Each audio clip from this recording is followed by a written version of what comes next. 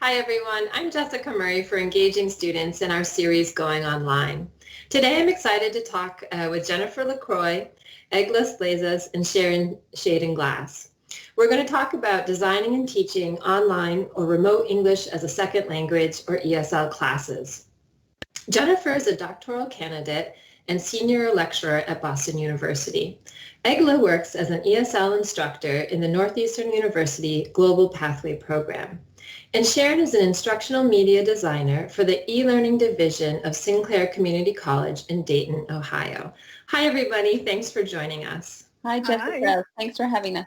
Hey. Hello, everyone. Absolutely. Our pleasure. I'm going to jump right into things for our viewer. Jennifer, we've known each other for a long time, and I wanted to toss the first question to you. What did you learn when you began teaching students remotely, and how did it change or shape your instruction? Thanks, Jessica. It's a great question. And just to be clear, I've been teaching content for about 5 years now, strictly online, and that is teaching research methods to graduate students. However, this past spring was the first time I had the opportunity to be online completely with a language class. So teaching language students who are already developing their language skills proved to be completely different for me than it was working with students who are already fully matriculated into the BU programs where I work. So one of the first takeaways I had was that student engagement is really key. And one big focus in that is to build collaboration. And I can talk about some of those specific strategies I learned a little bit later. But I think the real key is to try to get the students, especially when we're thinking about English language learners, to be as engaged with each other as possible and not just with the instructor.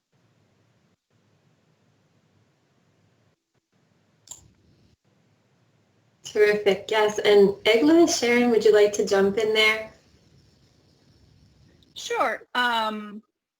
I can continue. So what I learned when I started teaching remotely was to be more patient. So especially at the beginning of the whole experience, some students were returning home. My family situation was changing as well. So I really had to be patient and give everyone some time to adjust. And although the university had been preparing for the pandemic or for the remote, I should say remote teaching for some time, so they gave us a lot of instructions what to do. However, it doesn't mean that the students were preparing. So I really had to be patient with my students and give them enough time to adjust to the new environment as well. So my background, I taught ESL in higher education for 13 years before I changed to a new job as an instructional media designer. So when the pandemic hit, I found myself on the faculty support side, fielding questions from teachers about how to teach remotely. And so I had a very different experience than Jennifer and Egle. I mean, I don't need to tell you what that was like. Everyone was confused. It was exciting, though, because a lot of people were now very interested in how do I teach online. But when I reflect on my own practice as a teacher, when I was a face-to-face teacher, I actually used a flipped classroom approach in the last 3 years that I was teaching. And I found that when I was creating videos for my class, I was thinking a lot more critically about what I included in those videos. I thought more deeply about the content that I put inside of it, and I was thinking more about not repeating myself too many times because students can rewatch. And I thought more about incorporating moments where students have an option to provide feedback. And so I think that it made me a more critically reflective teacher to go through that process. So I think that that's one way that it's changed how I deliver instruction. And I have to piggyback off of what Sharon is saying, because although I've been teaching online for 5 years, I'd never really had a chance to reflect with other instructors or faculty members about how it was going for me. And so this semester was completely different, or this past spring when all of the BU faculty were going through the same experience together. We had a lot more online training and we had a lot more opportunities to share ideas, both opportunities and challenges interdepartmentally. And I learned a lot from faculty, and it really made me think more reflectively, like Sharon is saying, about how I teach, what I teach, and even my teacher talk, thinking about what you're going to say ahead of time is really important, especially if you're making videos, because you can't just ramble on for 40 minutes in a video or you lose your audience. Yep. Thank you, everybody. Sharon, also, could you just briefly say this flipped classroom approach, in case people are unfamiliar with this idea? What does that mean? Sure. So a flipped classroom approach, there are similarities between flipped classroom and blended classroom, but when I say flipped classroom, what I mean is that 100% of the class still meets for 100% face-to-face, but when I send students home to do homework, their homework is watching the teacher-led videos. So anything that I can move into the digital space where they don't have to interact with each other, I do that. And then the classroom time becomes an opportunity for students to engage with each other, for me to see them performing the skills that I want to see. So I'm using that face-to-face time more effectively. And you can apply this to the remote approach, the remote learning approach as well, by thinking of your synchronous time with your students as precious time that cannot be wasted on you playing videos through Zoom. Give your students those videos to watch ahead of time, and then the class time that you spend in your web conferencing platform actually has students engaging in those language tasks. And I think that's very important for the students, because they can watch the video as many times as they want.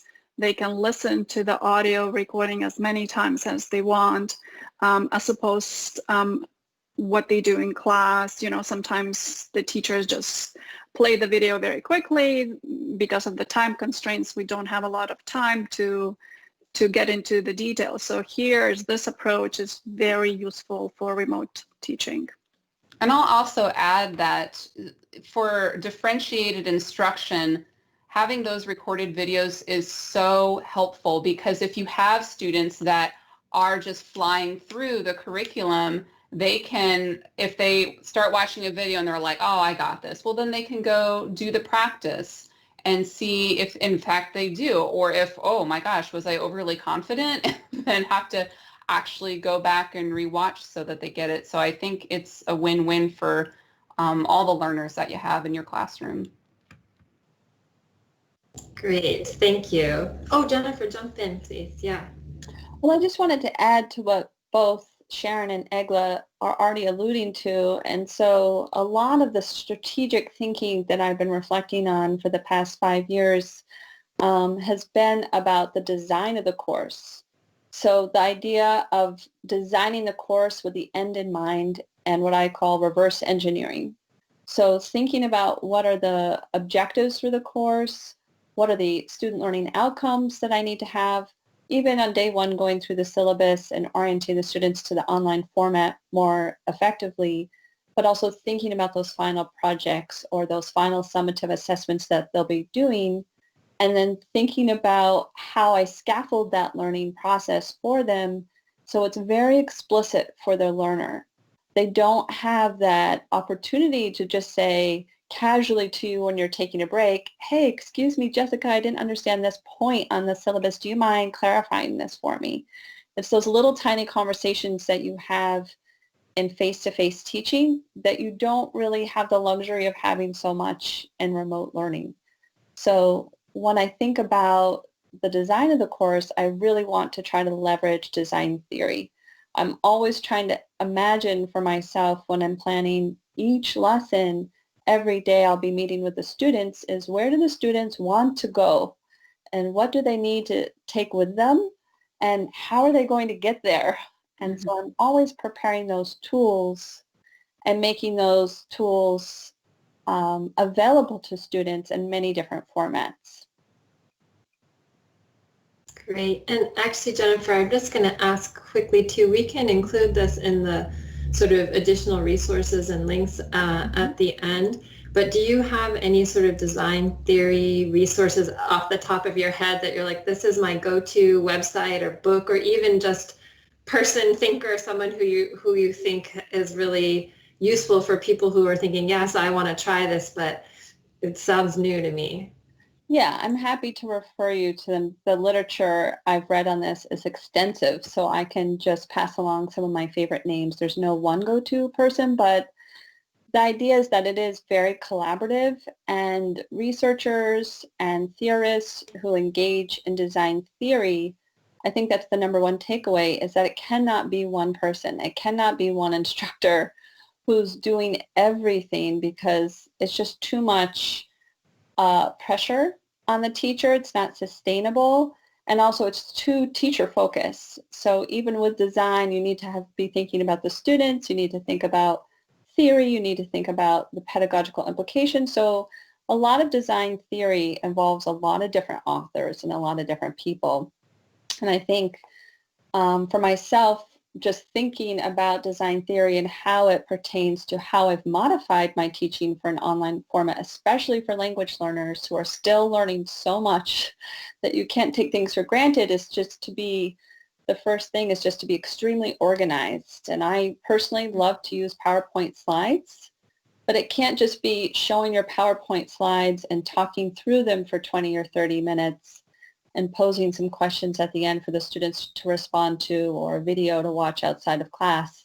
But you have to think about how they are going to be engaged with each other in that process, and how are they going to say, you know, this is what I'm learning right now, or this is what I learned today. Can they explicitly tell me that? I've done all the listenings for class, or I did all the grammar homework that I was supposed to do, but I still have a question about something else. And so it has to be that there's some kind of back and forth between the students and myself as the instructor, or the students with other students, that helps build that knowledge. Great, thank you. And this is a good segue, into the next question I want to toss over to Sharon. I'm thinking it really builds on things that all of you have been talking about. I'm thinking patience and this question of collaboration. We tend to think about this language acquisition learning requiring a lot of in-person instruction, but if it's remote and it's online, how do we avoid just watching videos, and how do you create that connection or interaction in these online and hybrid formats? Mm-hmm.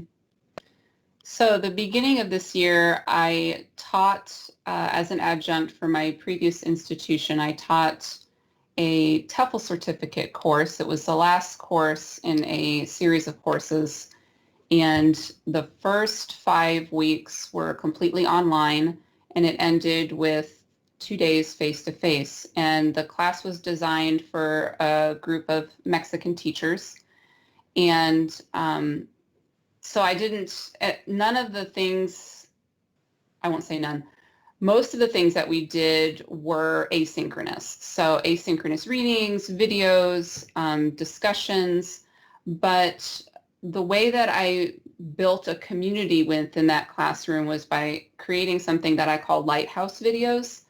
So for each week, I would kick off the week with a video that I would make for all students to watch at the very beginning of the week. And I would highlight a key theme for the week, or maybe preview the reading for the week with some questions to make them think about. If it was week 2, 3, 4, or 5, I would spotlight some previous work that students had done in the week prior. So things that they said in their discussions, they were meeting with each other in synchronous Zoom meetings and then sharing those with me so I could kind of see what they were talking about. So I would draw from their discussions. I would draw from the work that they would submit to me, and then I would spotlight some of the great ideas and insights that they brought forth in their work. And I think that that gave them a sense of affirmation that I was paying attention. And it kind of dispelled that idea that, oh, this online teacher is on vacation. I mean, we know we're not on vacation, but our students may not feel that we're present if we're not creating things that emerge in the moment, that are organic and has their names and responds to what they're saying. So, and the other thing that I would end those videos with would be an invitation for them to come to my live office hours, and I would give them, I wouldn't just say come if you have questions, because I think sometimes that makes students think that office hours are for students who aren't getting it. So instead, I would invite them and say, hey, we're going to talk about this possible situation that might arise in your teaching. Hey, this is a problem that happens in classrooms. Let's come and talk about it and find out what you think about it, what your experiences are. And so I would turn it into a learning session where we wouldn't necessarily find a solution to problems, but where we could discuss and bounce ideas off of each other. And for any students who were not able to come to those live office hours, I would record it and make it available. And I was really surprised when I met with them finally face-to-face in those last 2 days of class, and they would say, the ones who were not able to come to the office hours, they said, I felt so much more connected to you guys and to you, Sharon, because I was able to watch those office hours later on, and it fed their and built up their sense of community in the classroom, which is what Jennifer was talking about, that your students, maybe they come for the content, but they stay for the community. They stay for the relationships that they build with their classmates. And when we're in a remote learning situation, it's very easy for students to lose that motivation when they don't feel like anyone is acknowledging it or validating it. And those are just some simple ways that you can build that back into your classroom. And that's so important because people have to know, all people, right? All of us humans have to know that we're all in this together still, even though we're apart. We're all in these, different areas of the country or the world with different restrictions right now in terms of the COVID-19 pandemic. But they have to know that they're in it together. And it almost felt to me like the students were really leaning in on that classroom time more than ever. It was like they were hungry for that face-to-face on the computer time they had. And I found it really hard to say goodbye to my students this year, or this past semester, I should say, when I had to say goodbye to them in the online format. It felt very different for me because I think all of us kind of came to cherish that time together. What about you, Yes. Egle? Was it the same for you? Yes, I agree with both of you. Especially when I started teaching online, I've noticed that the interactions became less emotional. It was very difficult to read the body language, and you don't know what the students were thinking, because in class you can look at the faces like, okay, he's rolling the eyes, so maybe he doesn't care, or the student doesn't understand, but he or she is too shy to acknowledge that. So what I did was actually had individual conferences scheduled for each student. And I think that was a very good way for me to learn more about the students, because now we are in different time zones in different cities. And it's actually gave me some opportunities to really learn what they are doing and how they are progressing. Mm-hmm. Especially with assessment, it became a challenge because you don't know how to assess, or there are different ways to assess the student's progress. So when I'm speaking individually with each student, it actually shows me what they're thinking, where they are at, and whether they are on the right track to achieve the goal that is set before the class. And those individual conferences can really vary. In a language class, we tend to have smaller class sizes, and we're very fortunate in the context of North America and the United States. Our class sizes for language courses tend to be really small compared to our peers who are teaching internationally. They have classes that are 10 times larger than ours. So my typical class size is about 14 students. But it's really different when I teach content. I have 200 students online. So I can't have those individual conferences with all 200 students. So, different instructors have to modify that approach depending on where they are. Yeah. And I think what both Egle and Sharon and I are all saying is that sense of community, the collaboration is so key, but it doesn't just have to be about you. I found that I would get the course going for the first week or two so everyone could kind of feel each other out and adapt. But I'd also start just posting images and asking questions like, hey, what do you see in this picture? Just to bring out those shy students. Or I'd show a picture of my family on vacation somewhere and tell them the story behind it. And then I slowly kind of turned it over to the students and asked them, hey, in the next class, why don't one of you bring a picture, a famous, or not a famous picture, but, a picture of you with your friends on vacation that you might want to share and talk about. And so it's kind of the idea of what we use on the first day of class, that what we call an icebreaker. Icebreakers. And then I end up doing semester-long icebreakers. So instead of just doing the icebreaker on the first day of course, I found that with remote learning, to engage students and to maintain and sustain that sense of engagement and collaboration, I did semester-long icebreakers. Every class had an icebreaker, but I eventually just turned it over to the students to design. So one of my colleagues at BU calls it the morale booster presentation, but every class, someone or team could present for 1 to 3 minutes, and they could teach us a song from their home country, or give us a tour of their garden, or introduce us to some cooking methodology or cooking technique they use, and teach us how to make something. And they could talk about it for a few minutes, but then they could also make videos about that. And so it became a nice way to take the icebreaker concept and keep it going throughout the semester. Yeah. Have the students in the spotlight, but you could use it as a segue for an assignment where students were using expository writing skills and an oral format, for example, to make oral videos where they were showing us how to do something very succinctly using the language targets that we had for our course, for our level. And I found that students loved that. They like being the stars of the show, even the shy ones. So, yeah. I think now it's easier with online and all the applications because, they don't have to actually speak in front of the class. So they have the comfort of the home, and actually, they are so involved into different chats and other applications that they feel more comfortable on presenting themselves online than in class. So I think that's a great idea.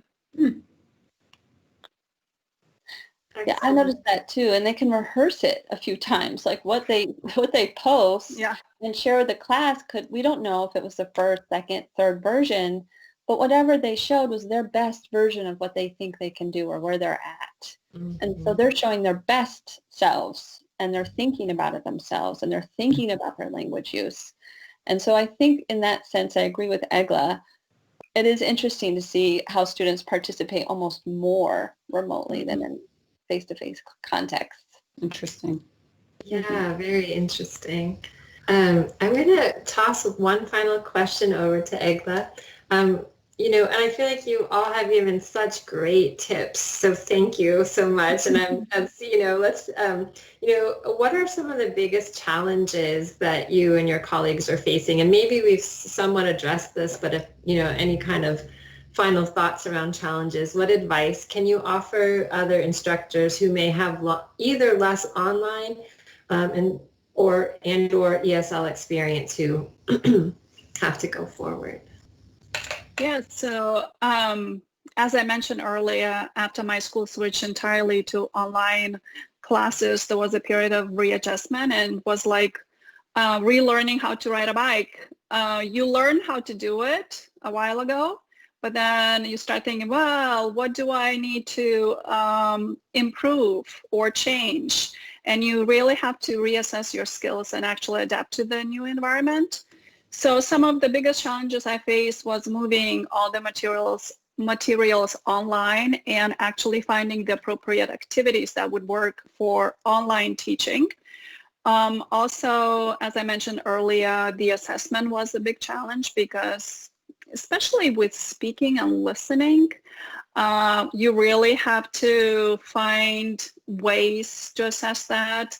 So recording or asking students to record different conversations or different pieces of sentences. So that was, that helped. And in terms of the tips, so I think one of the most important for me was keeping communication with the students. So I think having a set schedule for how I will be communicating with the students weekly was very important. So for example, as Sharon mentioned, she would make Lighthouse videos. So I would send out an email on Sunday night listing all the assignments for the upcoming week, for the due dates, with all the due dates. And then in the middle of the week, I send out an email just to check in how they are doing, whether they are on the right track. And it just gave me an opportunity to know the students more, and actually it gave the students an opportunity also to organize accordingly, because my students are on different time zones. So I really had to actually think about when to have office hours so that everybody, students here in Boston, students, for example, in China, could connect with me, and I don't have to stay till 1 o'clock in the morning to have conversations or discussions about the papers. So it let the students organize their time, and actually they knew what to expect from me. And the other thing that I also changed a little bit is, well, it's part of the communication, but I also let my students know what I expect from them. So, you know, how you participate in the virtual class. So is your camera on? Are you muted? Are you dressed appropriately? Because we had a couple of students who just rolled out of bed, you know, in their pajamas, and they were joining the class, you know, yeah. But it bothered me a little bit because I thought, well, we're trying to be professional. We're still trying to maintain this atmosphere where the learning experience happens. So I think that was very important.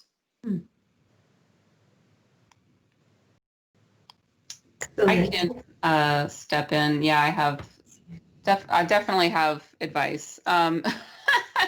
Which one first? So I have, I'll just kind of narrow it to two little nuggets. I know that, you know, from the teacher's perspective, it is so overwhelming, this idea of delivering instruction remotely. But I think my piece of advice is put yourself in the position of your learners. How are they going to experience the lesson that you're going to give?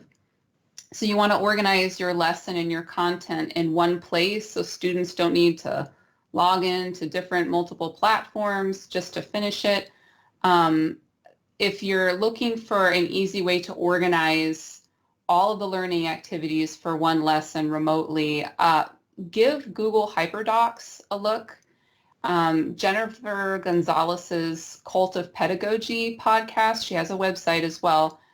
She has a great episode on HyperDocs that I'll share with Jessica so she can share with you.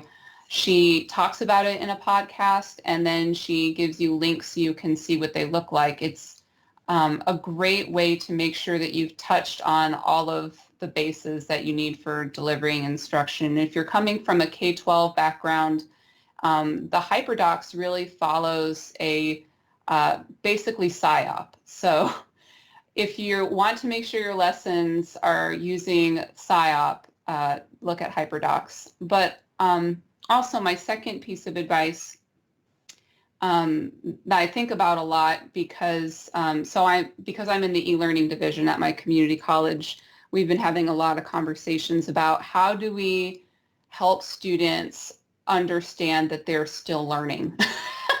Because now that everyone's in their homes, they're like, oh, why am I even going to school anyway? It's not real, And so part of our duty now as teachers is to help students see that they are learning. It's to use all those metacognitive processes that Jennifer mentioned earlier, building in reflection into your course so students are thinking about their progress, they're thinking about how they're using language. Because if they don't feel that they're learning and you're not giving them direction to reflect on what they do, it's very easy to fall into that feeling of, well, I'm not even really learning here. But you and I, teachers all know that learning doesn't just happen inside four walls. And now that illusion has been ripped away and everyone's in their homes, it's even more important that teachers are able to show students that, yeah, you can still learn without being in the classroom and without me being in front of you. And just to piggyback on what she's saying, and I fully agree, the metacognitive, the reflection, the thinking about, what is it I've learned today? What does this mean to me? How am I going to use it? That formative piece for the teacher, right? So formative assessment being probably the number one challenge right now. How to use summative assessments, which usually come at the end of a learning period or the end of a year or end of a semester without students cheating, monitoring that. How to do the formative assessment. What does that look like online? How do you check in with a student to know that he or she is learning to listen or understanding the process involved in listening, like Egle is saying, is a real challenge. So that number one piece, I think, is the assessment. And it could be that we are now in an era where there could be a bigger paradigm shift that's going on. We've always traditionally in academia and education relied so much on the written word. We've really put, that written essay or that written research paper or that published article on such a pedestal. And I think with remote learning, we're really recognizing the value of oral skills, the ability to listen in real time and respond appropriately and effectively, picking up on those intercultural cues, which is something Sharon and I have written about. We're happy to share our article that we've co-authored, and we will be talking about virtually at a conference in mid-July through TESOL International. But that ability to use oral skills now almost trumps the ability to read and write, which have historically always been more valued than listening and speaking skills and considered the more academic skills. And some instructors that I know at BU have taken this one step further. They no longer require written assessments or assignments. They want all their students to make videos. And so the only way they communicate with their students now is through video. So it's the way for the students to internalize the information they're taking in, they're absorbing, they're reading about, they're listening, they're paying attention, they're applying critical thinking skills, they're analyzing it in a systematic way that shows that they can talk about it very succinctly, that's clear, concise, and logical, and a very tight format, which is usually, 3 to 5 minute video or whatever the length is that you determine is appropriate for your students. So I think how we think about assessment and what kind of value we put on language skills, especially because English is a medium of instruction worldwide. It's not just English-speaking countries, right, that are using English as a medium of instruction, but internationally, countries everywhere, even Brazil, where maybe Portuguese has historically been the mode that instructors at the university even taught their students in, has shifted to English only. So it's really growing on this global level. And if we continue to work remotely and we continue to use English as a medium of instruction, I think it begs us to rethink how we value oral language skills. And it also might ask us to rethink how we consider assessment. Maybe tests are not what they, no longer serve us. Maybe we need to look at project-based learning instead of some kind of written test where students could easily cheat if they're taking it online. So Yep. it's just food for thought. I don't know if Sharon and Egle have anything more to add about that, but. Yeah, I think since we are living in the Zoom world right now, so I think that's very important for the students to learn how to present themselves in front of other people through different platforms. So it's interesting because my students next week will have to present their research papers. So that's one of the assignments for them, is to present the research papers on Zoom using all the Zoom features. So that would be a challenge for them. And again, what do you pay attention to and what do you assess? So that would be interesting. See, and also wanted to mention one more thing. One of the challenges that I came across was actually students being able to access YouTube videos online, because some of my students are in China, and because of the censorship, some videos are not available. And I don't know which videos are available or not. So one of the ways to solve this problem, I actually used 4K video downloader. So as Jennifer said, you have to be prepared, and you have to, or was it Sharon who said, I don't remember now, but you have to put everything in one place so that you don't have to go to different places and try to access different activities. So I think that was also one of the challenges, because some of the applications are not available for example, in China. About Jennifer's point about plagiarism, that has been a concern that's come up a number of times in supporting faculty as we're doing remote learning. And there's software that you can buy. Respondus will gladly sell it to you to lock down a student's browser, but it doesn't prevent a student from having two devices and being sneaky.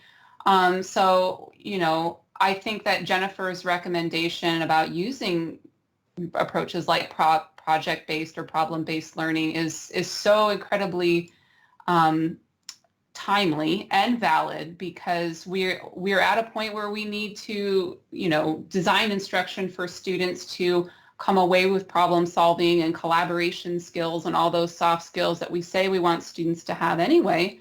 And when you do project-based learning, they're not only getting, the research component, the writing, the collaborating, they're getting all of that. And it's, how do you plagiarize that? Because you're walking with your students throughout that process of finishing this project. So that is, wow, if you can plagiarize that, we should just give it to you, I think. But so, that's definitely one way of shifting the paradigm in assessment, and then we don't have to worry about plagiarism when you have an approach that makes it a moot point. Thank you, ladies. And I love that sort of final point that you all are touching on around plagiarism and the different ways of assessment, because it's a sad state of affairs when your concern is, you create this us versus them if everything gets too plagiarism centric, and there are ways around that. And you're all sort of, talking about ways that, we don't have to use the lockdown browser, which just seems like, oh, lockdown browser.